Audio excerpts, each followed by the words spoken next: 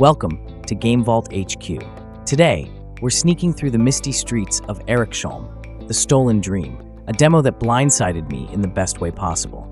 Imagine an indie stealth game that looks and feels like a big-budget cinematic thriller. That's Eriksholm in a nutshell. In fact, the facial capture in this game might be some of the best I've ever seen. But visuals aren't everything. Does the gameplay and story live up to the presentation? Let's dive into this demo and find out. Eriksholm drops you into a beautiful early 1900s Scandinavian city that's equal parts elegant and gritty. You play as Hanna, a young street urchin on a desperate quest to find her missing brother, Herman, who vanished under mysterious circumstances. The premise has serious A Plague Tale vibes, a sibling duo caught in dangerous times, except here it's viewed from an isometric perspective and a more urban setting. The city of Eriksholm is practically a character itself, a vibrant city inspired by the elegance and grit of early 1900s Scandinavia, but one teetering on the edge of disaster. As Hanna searches for Herman, she uncovers a larger conspiracy and a chain of catastrophic events threatening the whole city. The demo's story setup hooked me right away. Within minutes, I was invested in helping Hanna sneak past patrolling officers and shady figures to get clues about Herman's fate. There's a palpable sense of oppression and danger in the streets. The police aren't just after her brother, they're after her too. It gives every quiet alley and dimly lit plaza an undercurrent of tension.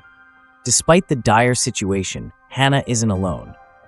Early on, she finds a few allies willing to help, and the full game promises 3 playable characters, each with unique abilities. In the demo, however, you only control Hanna, and interestingly, she starts with no special powers at all. The developers deliberately designed the first hour with only 1 playable character with no abilities. That unusual choice actually pays off. It forces you to rely on cunning and the environment rather than fancy gadgets or superpowers. It's pure, old-school stealth at the beginning, which is surprisingly refreshing. I found myself hyper-aware of every guard route and shadowy corner, since I didn't have tools to bail me out if I messed up.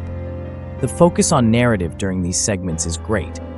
Guards aren't just mindless NPCs. They gossip realistically about what's happening in the city as you eavesdrop from the shadows. Little bits of lore and world building come through in their dialogue, making stealthy moments feel meaningful to the story. So how does Eriksholm play?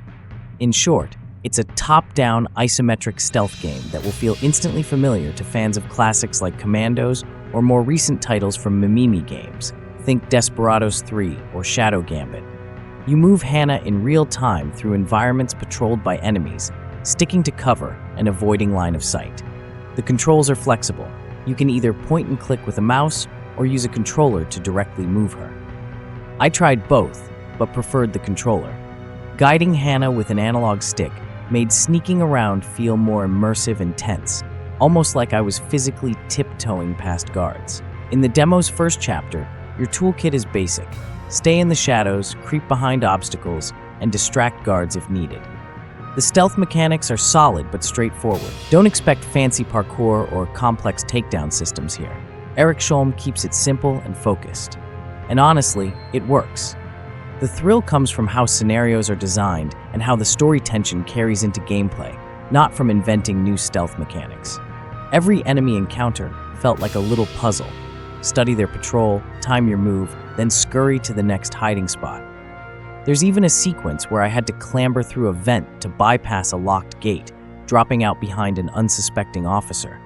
Moments like these made me feel like a mini Solid Snake in petticoats. About halfway through the demo, the game steps up the complexity.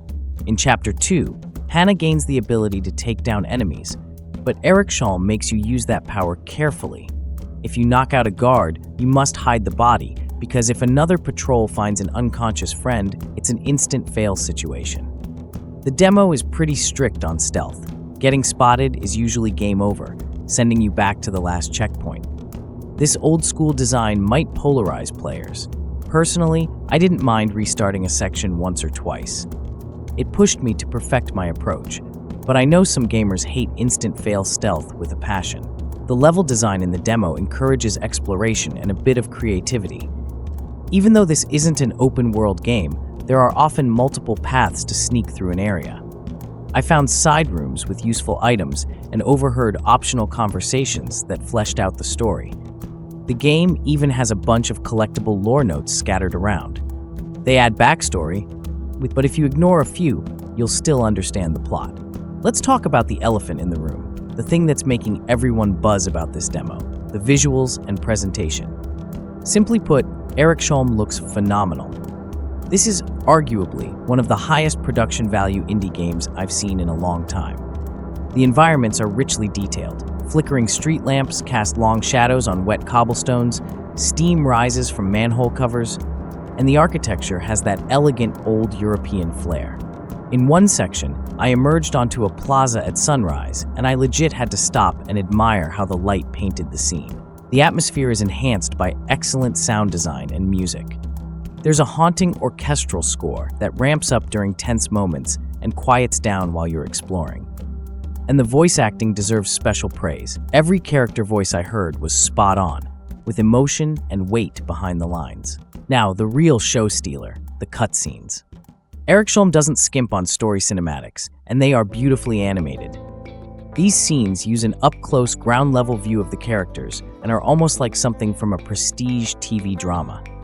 The character models' facial animations are incredibly lifelike. In fact, Eriksholm uses Epic's MetaHuman technology for its characters, and it results in some of the most expressive faces I've seen in a game of this scale. After finishing the Eriksholm demo, I sat back and just said, wow! This game came out of nowhere and impressed me on almost every front.